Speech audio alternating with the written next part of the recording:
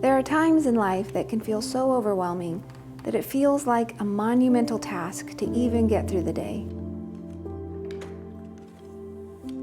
And in those moments when we can't control the universe, our friends, our family, or even the situation, we can work a stitch.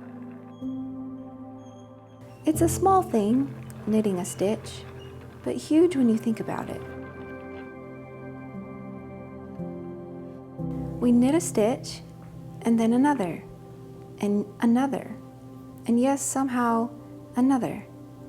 Our mind might be racing and distracted, but we can keep our hands busy and work another stitch. And a small, seemingly insignificant action such as that has an enormous effect on our sense of well-being. And without realizing it, one stitch at a time, we're creating a physical representation of the peace and calm that we've been able to create for ourselves.